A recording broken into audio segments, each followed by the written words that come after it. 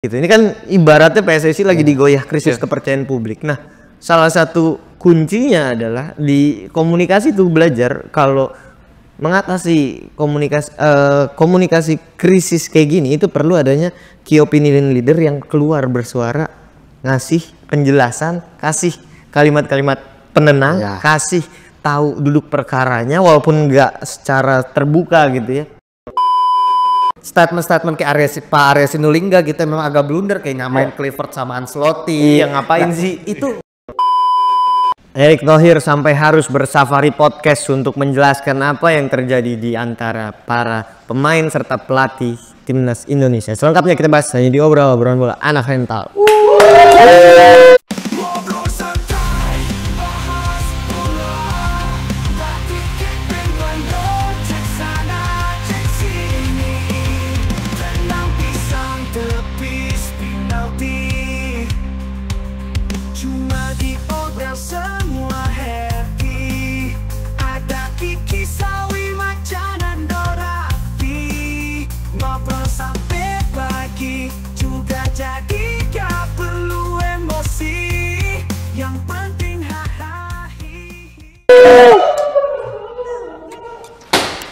Emang kelihatan Ji?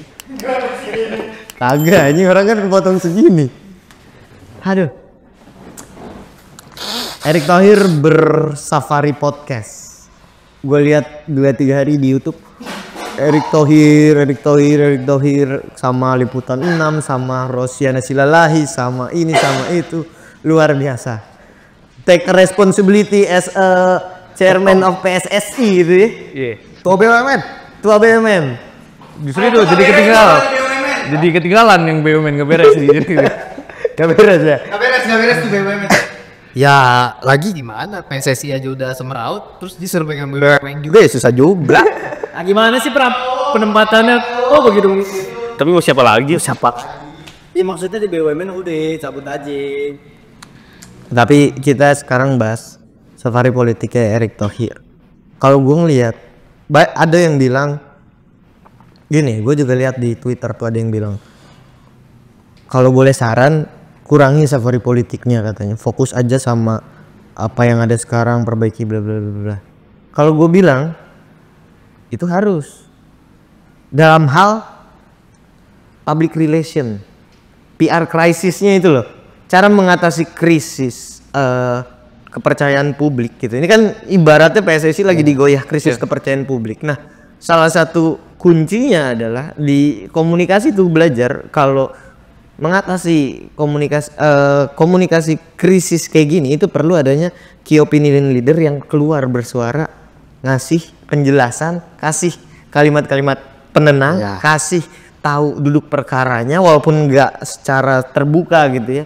Cuman ibaratnya apa yang jadi pertanyaan itu sedikit banyak terjawab melalui apa ya, melalui ini gitu. Karena mungkin Erick Thohir tuh nggak 100% percaya sama bawahannya karena ya itu tadi bisa jadi salah ngomong, misalnya artikan ini itu kayak Arya Sinulinga kemarin di demokrasi apa ya TV1 dia bilang target lulus kita 2030 sementara itu kan bertentangan sama Erick Thohir yang bilang kalau kita bisa sekarang kita upayakan gitu kan, itu berarti bertentangan. Makanya Erick Thohir itu bersafari mungkin tujuannya juga ya buat ngejawab netizen gitu, tapi giliran udah dikasih penjelasan malah digoreng lagi bingung gitu. Iya, serba salah gitu loh. Erick Thohir speak up salah katanya nggak memuaskan statementnya gini-gini. Dia nggak ngomong emang bener kan, berarti kan ada gosipnya makin liar. Iya, ada intrik nih di dalam karena Erick Thohir nggak keluar statement, jadi Erick Thohir mau ngapain juga salah terus. Resiko public figure. Resiko leader lah. Iya, seorang pemimpin kan baik lagi keputusan seorang pemimpin tuh gak akan bisa menyenangkan semua pihak gitu. Cuman ya gue setuju sama Erick Thohir bilang bukan cuman karena satu pemain, kalau kita bilang spesifik lah Messi Hilgers yang jadi sorotan, bukan karena Messi Hilgers dipecat SDY, cuman karena dinamika mungkin lebih dari 2, 3, 4, 5 pemain yang bersuara soal hal itu gitu. Makanya Erick Thohir merasa perlu membuat langkah dan juga ngasih tahu nih ke masyarakat gitu. Tapi lu ngeliatnya gimana lo soal Erick Thohir bersafari tapi ada aja masih yang nyinyirin lo? Sebenarnya sih kalau bersafari mungkin menurut gua nggak perlu ke podcast ya. Tapi Cukup ya udah Bikin press release gitu. press release atau konferensi pers di PSSI-nya aja. oke. Seakan-akan kalau dia ke safari kemana-mana kayak ada maksud lain ini ya. Gua sih ngeliatnya kayak gitu Tujuan ya. politik ya. Ya, masuk akal. Tapi gue ngeliat gini kan, kalau memang press release atau konferensi pers itu udah dilakukan hari Senin itu. Tapi kan namanya konferensi pers itu loh selalu ada keterbatasan dari sisi ruang dan waktu gitu. Sementara kalau kita ngobrol ke podcast itu kan lebih cair, lebih santai. Misalkan gini deh, umpama lu ngobrol sama orang yang presentasi, misalkan kita ke suasana presentasi kerja atau kuliah gitu ya, itu kan berarti ada keterbatasan gitu. Sementara kalau lu duduk, tadi maksudnya apaan sih kayak gitu kan lebih jelas gitu. Oh tadi gini. Mungkin yang dicari Erick Thohir di situnya gitu. Baik lagi, gue bukan ngebela, cuman ini secara PR krisis memang ini yang seharusnya dilakukan gitu. Dan Jangan terlalu banyak sih kalau menurut gua. jangan terlalu banyak. Cukup satu mungkin yang platformnya bisa nge-reach Oke. masif, entah ke Dedi atau kemana yang emang panut yang ditonton banyak orang, ya udah maksudnya satu aja. Kalau terlalu banyak, makin banyak yang diomongin kan makin banyak isi yang Poin yang menarik itu sebenarnya yang jadi kewaspadaan kan, gimana caranya. Bosen juga pasti kita dengar sesuatu yang berulang di satu tempat. Gue karena ngikutin, memang ada yang beda-beda, ada banyak beda-beda pernyataannya dia, maksudnya beda dari yang ini. Cuman bahayanya kan nanti tadi ngomong ini, sekarang ngomong itu kan bingung gitu. Lu ngeliatnya gimana bro? Menurut gua dengan ya kita lihat interview Erick Thohir dengan gayanya yang agak arogan ya. Tapi nggak apa-apa, menurut gue ya lu berhak lah dengan sekarang gini. Kita lagi di fase nggak bisa ngapa-ngapain gitu loh. Satu sisi kita memang banyak lah netizen yang memang nggak setuju, tapi gue yakin di sisi netizen yang nggak setuju itu juga dia nggak mau Erick Thohir diganti. Iya. Karena kita bener-bener nggak punya sosok yang setara sama Erick Thohir, kecuali Silvio Berlusconi orang Indonesia. Ganti aja tuh Erick Thohir, kan ada dia, kan ada Florentino Perez, ya kan ada Glazer, ya kecuali dia orang Indonesia. Kita punya pembanding. Sementara di satu sisi Erick Thohir ini berdiri sendiri gitu loh. Dari mulai koneksi, pemahaman tentang sepak bola, passion dia tentang sepak bola. Erick Thohir tuh punya standing point yang benar-benar kuat gitu, gak bisa digoyah. Dan kita nggak mau lah separah-parahnya keputusan dia menurut netizen misal ganti pelatih, walaupun menurut gue sih oke aja ya, oke fun aja kalau gue. Tapi gue yakin nggak akan berani tagar Erick Thohir tuh nggak akan keluar, karena sebodoh-bodohnya kita gitu ya, sebodoh-bodohnya orang yang fakta tentang federasi dan lain-lain, dia tahu Erick Thohir ini sosok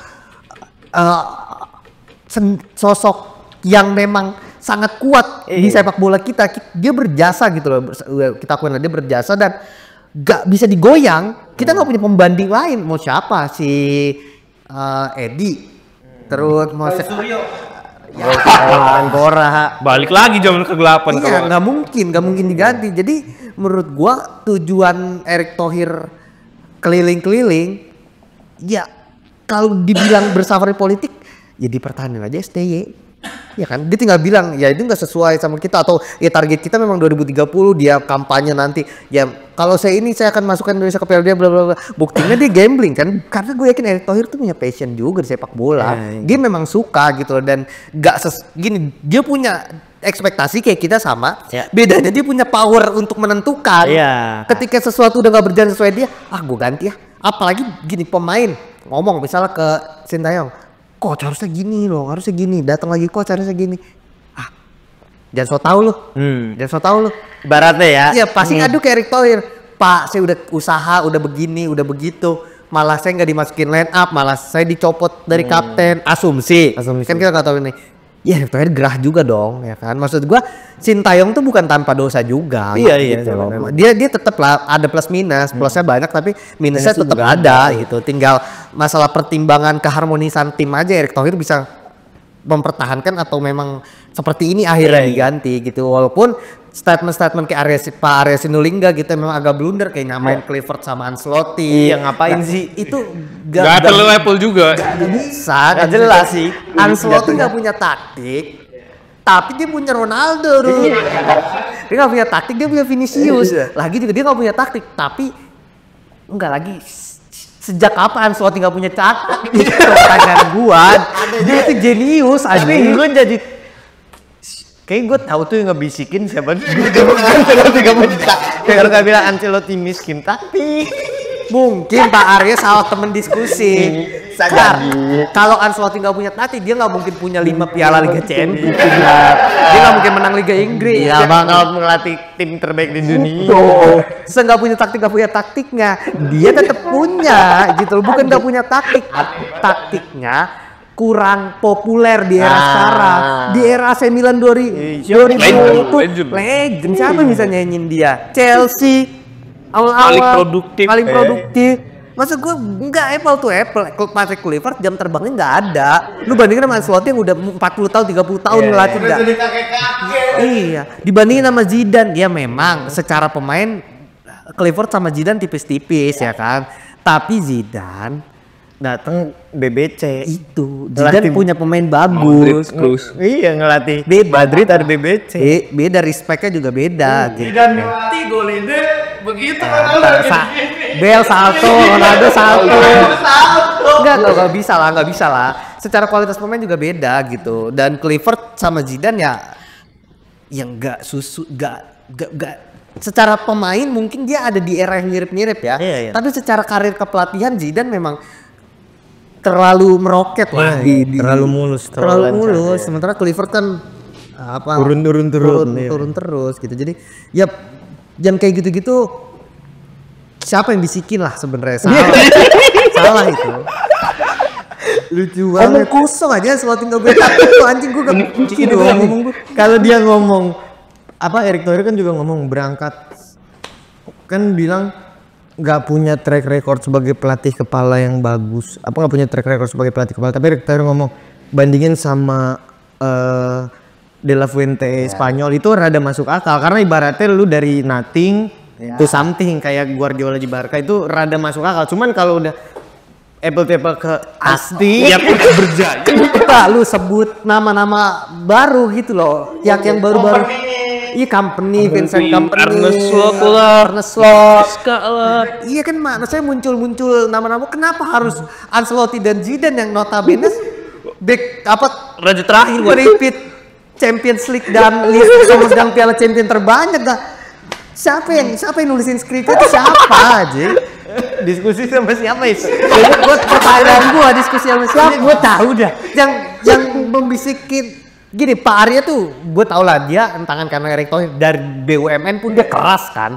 Dia udah garis kerasnya Erick Thohir lah ya kan. Tapi maksud gue statement kayak gitu tuh Anda bergaul sama orang yang salah berarti. Udah dengerin Pak Erick aja, jangan dengerin yang lain. Gitu loh. Siapa yang bilang Ancelotti gak punya taktik? Iya itu kayaknya buat Ngeblok gue lagi. Oke, kita tutup pada sampai di sini. Sampai bertemu di obrolan episode selanjutnya. Obrolan mulai anak rusak.